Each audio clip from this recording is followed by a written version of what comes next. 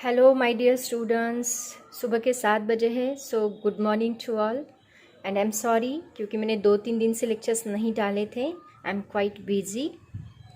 तो बच्चों, हम देख रहे थे चैप्टर नंबर 1 रोटेशनल डायनेमिक्स और आज है उसका लेक्चर नंबर 6 और आज का हमारा टॉपिक है वेल ऑफ डेथ, मौत का कुआं। तो देखो बच्चों, हमारे ज़माने में मौत का कुआं बहुत फेमस चीज़ हुआ करती थी। हर एक मेले में मौत का कुआं होता ही था और बहुत ही फेमस था। तो हम लोगों ने मौत का कुआं बहुत नज़दीक से देखा है, लेकिन आप लोगों ने देखा है कि नहीं मुझे डाउट है, क्योंकि अभी आज के ज़माने में ना मेला होता है ना मौत का कुआं होता है। तो लेक्चर स्टार्ट करने से पहले मैं आपको थोड़ा विजुअलाइज करती हूँ कि मौत का कुआं कैसे होता है। तो इसके लिए हम लोग एक वीडियो देखेंगे ताकि जो मैं आपको पढ़ाऊँगी वो बहुत ही अच्छे से समझ में आएगा। लेकिन इसके पहले मैं आपको बताना चाहती हूँ, ये टॉपिक है रिलेटेड टू सर्कुलर मोशन और इसके पहले के जो 5 लेक्चर्स है उसमें मैंने सर्कुलर मोशन डिटेल में एक्सप्लेन किया है। तो ये लेक्चर देखने से पहले आप पहले के 5 लेक्चर्स देखो, उसके बाद ही ये लेक्चर देखो, तभी आपको समझ में आएगा। तो बच्चों चलो हम लोग वीडियो देखते हैं, उसके बाद मैं स्टार्ट करूँगी।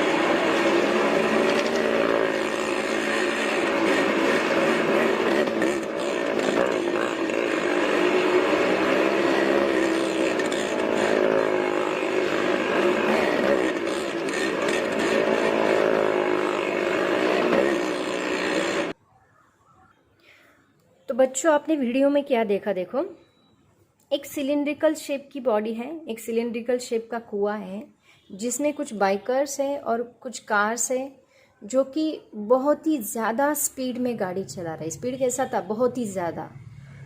तो यहाँ पे हमने ऑब्जर्व किया कि जो बाइकर का जो व्हीकल का स्पीड था वो भी वॉल के ऊपर बहुत ही हाई स्पीड में गाड़ी चला रहे थे। तो यहाँ पे क्या होगा, अगर स्पीड कम हो जाएगी तो ऑब्वियसली गाड़ी वेट की वजह से नीचे गिरेगी। तो यहाँ पे जो गाड़ी चलानी है वहाँ पे स्पीड बहुत ही मैक्सिमम होना ज़रूरी है।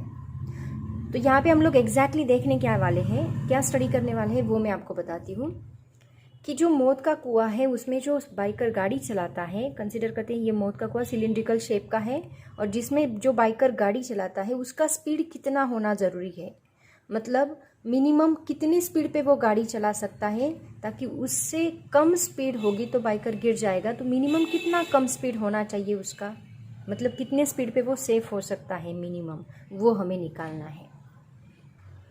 मतलब हम क्या निकालने वाले हैं? Minimum safety speed for vehicle. Vehicle के लिए कितना मिनिमम सेफ्टी स्पीड रहेगा। तो सबसे पहले मैं आपको वो बाइकर के ऊपर जो फोर्स एक्ट हो रहा है उसके बारे में एक्सप्लेन करने वाली हूँ। This is also one application of circular motion, याद रखो। तो कंसिडर करते हैं वो व्हीकल, हम यहाँ पे एक पार्टिकल के जैसा कंसिडर करते हैं। ये वो बाइकर है जो मौत के कुएं में गाड़ी चला रहा है, यहाँ से ऐसे सर्कुलर पाथ में गाड़ी चला रहा है कंटिन्यूसली, वो भी हाई स्पीड में। तो इसका मिनिमम स्पीड कितना हो सकता है? तो सबसे पहले देखते हैं इसके ऊपर एक्ट होने वाले फोर्सेस। ऑब्वियसली ये बॉडी है, इसका वेट है। वेट हमेशा कहाँ होता है? Downward direction. और वेट कितना होता है? इट इज़ mg, हमें पता है, ऑलरेडी हमने बहुत बार स्टडी भी किया है। तो इसका नीचे की डायरेक्शन में फोर्स लगेगा mg, उसका वेट लगेगा। उसके बाद ये जो वॉल है, ये वॉल इस पार्टिकल के ऊपर फोर्स लगा रही है। कौन सा फोर्स? जो हमने ऑलरेडी स्टडी किया है, बहुत बार देखा, नॉर्मल रिएक्शन फोर्स। तो ऑब्वियसली वॉल इस साइड में नॉर्मल रिएक्शन फोर्स नहीं लगाएगी। वॉल किस साइड में लगाएगी नॉर्मल रिएक्शन फोर्स? इस डायरेक्शन में। और वो हम किससे डिनोट करते हैं? एन से डिनोट करते हैं। उसके बाद ये जो वॉल है, ये पार्टिकल मतलब बाइकर के जो टायर्स है, बाइक के जो टायर्स है, वो टायर्स और ये वॉल के बीच में एक फ्रिक्शन फोर्स लग रहा है। और फ्रिक्शन फोर्स हमेशा कहाँ लगेगा? यहाँ पे ऊपर लगेगा, तो ऊपर की डायरेक्शन में यहाँ पे Fs स्टैटिक फ्रिक्शन लगेगा, जिसकी लिमिटिंग वैल्यू आपको पता है, that is mu S into N होती है लिमिटिंग वैल्यू। और मैंने ऑलरेडी बताया Fs क्या होता है, it is self adjusted force. उसकी मैक्सिमम वैल्यू कितनी लग सकती है, म्यू एस इंटू एन, इतनी लग सकती है। तो ये फोर्सेस, इस बाइकर के ऊपर इतने सारे फोर्सेस एक्ट हो रहे हैं। अभी यहाँ पे देखो, अगर मैंने ये सर्कल कंसीडर किया है तो ऑब्वियसली यहाँ पे इसका सेंटर रहेगा और सेंटर से लेके यहाँ तक उसकी रेडियस रहेगी। तो ये जो नॉर्मल रिएक्शन फोर्स है ये कैसे लग रहा है, it is towards the centre along the radius. मतलब ये कौन सा हो गया, बोलो सब लोग, it is N is equal to centripetal force. ये कौन सा हो गया, सेंट्रीपिटल फोर्स। और सेंट्रीपिटल फोर्स की वैल्यू क्या होती है, उसका फॉर्मूला क्या है, एम आर ओमेगा स्क्वायर, और दूसरा उसका फॉर्मूला है M we square divide by R. ये हमने ऑलरेडी स्टडी किया है। सपोज मैंने इसको नाम दिया इक्वेशन नंबर 1। उसके बाद देखो यहाँ पे जो ये एफ एस है, स्टैटिक फ्रिक्शन है, उसको कौन बैलेंस कर रहा है, ये वेट बैलेंस कर रहा है, एम जी। इसका मतलब हम बोल सकते हैं ये दोनों एक दूसरे के बैलेंस कर रहे हैं। So we can say F S is equal to M into G, और इसको मैंने नाम दिया इक्वेशन नंबर 2। अभी मैंने आपको बताया F S is equal to, इसकी मैक्सिमम लिमिटिंग वैल्यू कितनी है, म्यू एस इंटू एन। मतलब ये जो स्टैटिक फ्रिक्शन है वो कितना होना चाहिए, that should be less than और equal to mu S into N. इससे ज़्यादा स्टैटिक फ्रिक्शन यहाँ पे अलाउड नहीं होगा। ये हमेशा कितना होना चाहिए, लेस देन और equal to mu S into N होना चाहिए, तभी ये फोर्स उसको बैलेंस कर सकता है। तो अभी देखो यहाँ पे मैं डाल देती हूँ एफ एस की वैल्यू। एफ एस की वैल्यू क्या है, M G, it should be less than और equal to mu S into N की जगह पे हम ये डालेंगे M we square divide by are. हमें क्या निकालना है, वी। वी यहाँ पे कितना है, मिनिमम कितना होना चाहिए वो वैल्यू हमें निकालनी है।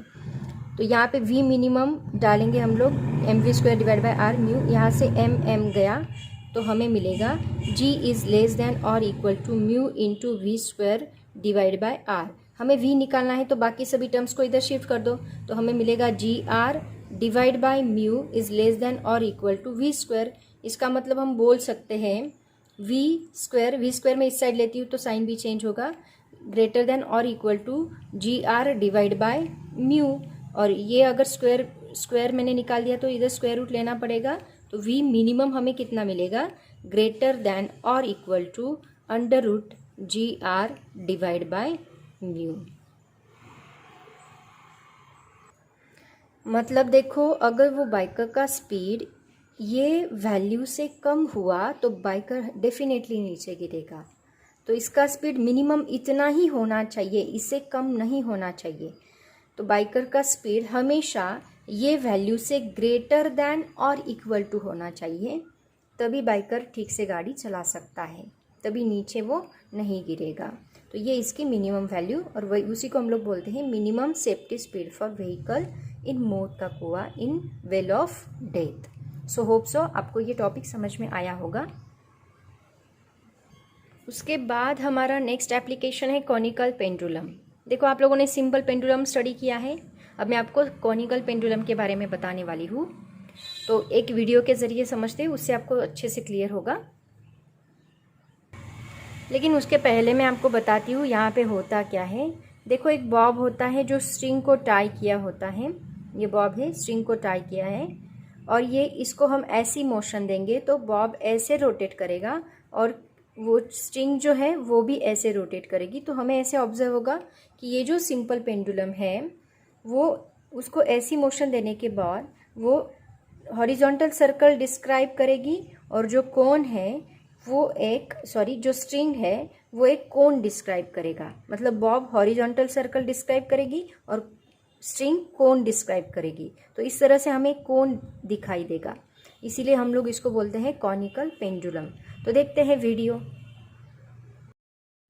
तो देखो बच्चों, वीडियो में हमें क्या दिखाई दे रहा है, यहाँ पे एक स्ट्रिंग है और एक बॉब है वाइट कलर का, बहुत ही लाइट वेट है। तो जब हम उस बॉब को मोशन देते हैं तो वो एक हॉरिजॉन्टल सर्कल डिस्क्राइब कर रहा है, और जो स्ट्रिंग है वो एक कोन बना रही है कुछ एंगल में।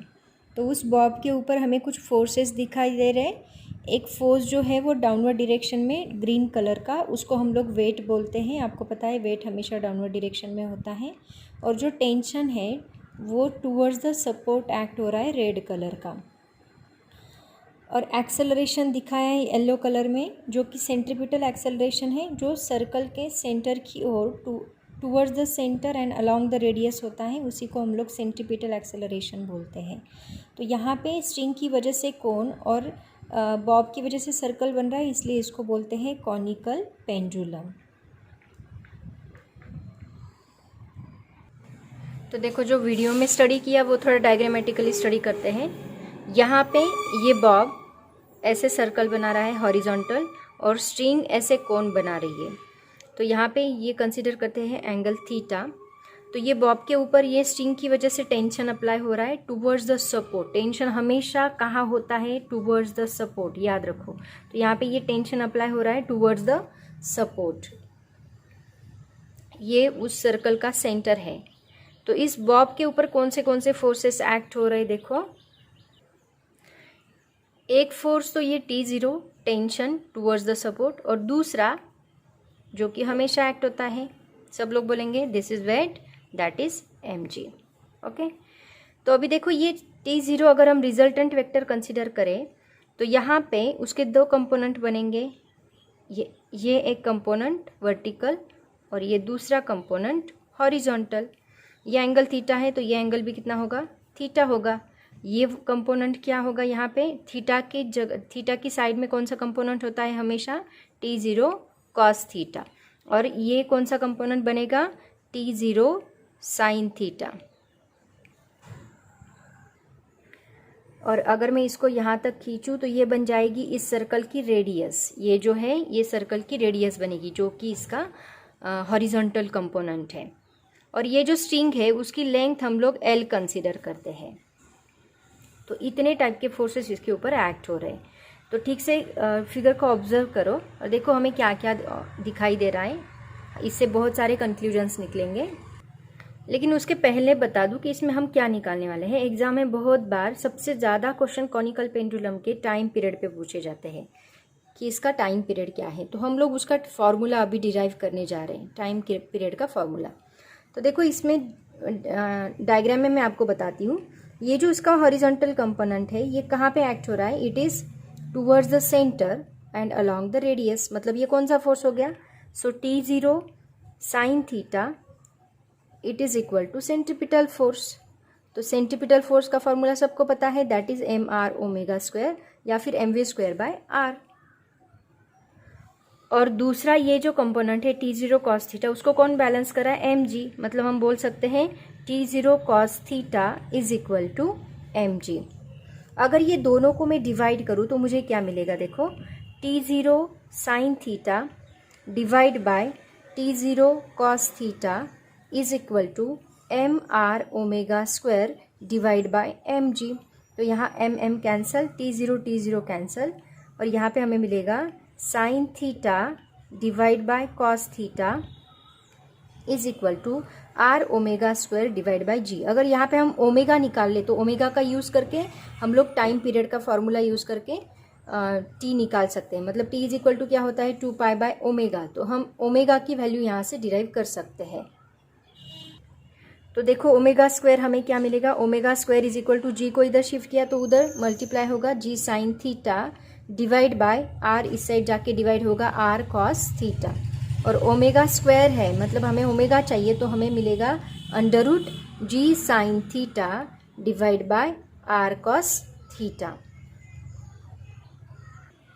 यहाँ पे हमें ओमेगा की ये वैल्यू मिली, तो इसका यूज़ करके अभी हम लोग टाइम पीरियड निकाल सकते हैं। लेकिन उसके पहले हमें ये आर यहाँ से हटाना है, क्योंकि सर्कल की रेडियस मेजर करना थोड़ा डिफ़िकल्ट काम है।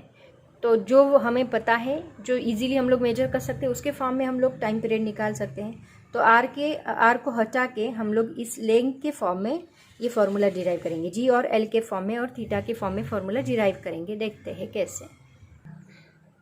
तो ये हमें ओमेगा का फॉर्मूला मिला। अभी देखो आर हमें यहाँ से हटाना है, इसके लिए मैं ये ट्रायंगल कंसीडर करती हूँ। सपोज मैं इसको नाम देती हूँ ए, बी और सी। तो ट्रायंगल ए बी सी में देखो, in triangle A B C ये एक राइट एंगल ट्रायंगल फॉर्म हो रहा है, यहाँ पे 90 डिग्री एंगल बन रहा है, so it is the right angle triangle. ये एल है तो ये भी कितना होगा, स्ट्रिंग ही है, स्ट्रिंग तो चेंज नहीं की, मतलब उसकी लेंथ एल ही रहेगी, तो ये एल है। तो इसमें देखो ये हाइपोटेनस बन गया और ये रेडियस आर। तो इससे हमें पता चलेगा साइन थीटा की वैल्यू क्या होगी। साइन थीटा से आपको मिल जाएगा, क्योंकि sine theta is equal to होता है सो का टोवा, याद होगा आपको, सो का टोवा। तो साइन थीटा मतलब कितना होता है, opposite side divide by hypotenuse. का मतलब cos theta is equal to adjacent side divide by hypotenuse, and टोवा मतलब tan theta is equal to opposite side divide by adjacent side. तो इसमें आर हमें किस में मिल रहा है, साइन थीटा में, क्योंकि थीटा की अपोजिट साइड आर है और हाइपोटेनस एल है, तो हम यहाँ पे साइन थीटा लेने वाले हैं। तो यहाँ पे देखो in triangle ABC sine theta हमें क्या मिलेगा, sine theta is equal to opposite side है इसका आर और हाइपोटेनस है l, so r divide by l. तो हमें आर क्या मिलेगा इसके ऊपर से, एल साइन थीटा। तो इस आर को हम लोग इस इक्वेशन में पुट करते हैं तो हमें क्या मिलेगा, देखो under root ji sine theta divide by r की जगह पे ये डालो l sine theta into cos theta as it is here. So this sin theta get cancelled. So we'll get the value of omega is equal to under root g divide by L cos theta. अब देखो इस angle से g की value तो आपको पता ही होती है, और अगर स्ट्रिंग की लेंथ आपको पता है तो उससे आप ओमेगा इजीली निकाल सकते हैं, और इससे हमें मिलेगा टाइम पीरियड का formula. So t is equal to क्या होता है, 2 पाई बाय ओमेगा। ओमेगा डाल दो तो हमें मिलेगा 2 pi under root omega divide है, तो यहाँ पे मल्टीप्लाई होने के बाद एल कॉस थीटा ऊपर जाएगा, L cos theta divide by G. तो ये हमें मिला टाइम पीरियड का फॉर्मूला जो कि हमें डिराइव करना था।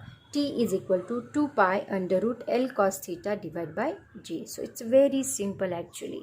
सो this is the conical pendulum. तो हमें टाइम पीरियड मिला 2 pi under root L cos theta divide by G. इसी से हमें मिलेगी frequency. So frequency of revolution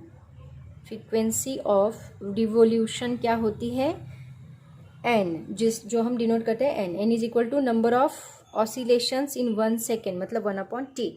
तो 1/t की जगह पे डाल दो तो एन हमें क्या मिलेगा, 1/2 पाई इंटू यहाँ पे जी ऊपर जाएगा, G divide by L cos theta. तो ये हमें मिली फ्रीक्वेंसी और ये हमें मिला टाइम पीरियड। तो ये दो फॉर्मूलेस के ऊपर कॉम्पिटिटिव एग्जाम्स में बहुत क्वेश्चंस पूछे जाते हैं। तो बच्चों आज के लिए आई थिंक इतना काफ़ी है। होप्स आपको समझ में आएगा। यहाँ पे हमारे सब एप्लीकेशंस जो है सर्कुलर मोशन के सब मैंने कवर किए हैं ठीक से। होप्स आपको समझ में आए होंगे। अगर नहीं समझ में आए तो कमेंट करो। और बच्चों अभी समय आ गया नोट्स का, तो आज हमने जो स्टडी किया उसके नोट्स के स्क्रीनशॉट्स निकालो। सबसे पहले हमने देखा well of death, page number 24। उसका ये फॉर्मूला हमने डिराइव किया है तो उसको ठीक से कॉपी करो। This is page number 25। यहाँ तक हमने फॉर्मूला डिराइव किया था, v minimum is equal to under root r g upon mu s. यही हमने स्टडी किया आज। उसके बाद हमने देखा कॉनिकल पेंडुलम, उसकी डायग्राम वगैरह ठीक से निकालो। और ये उसका डेरिवेशन।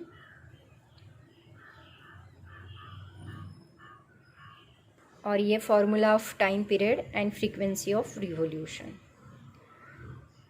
तो यहाँ तक होप्स आपको समझ में आया होगा। नेक्स्ट लेक्चर में हम लोग देखेंगे वर्टिकल सर्कुलर मोशन क्या होता है, जो कि बहुत ही इंटरेस्टिंग टॉपिक है।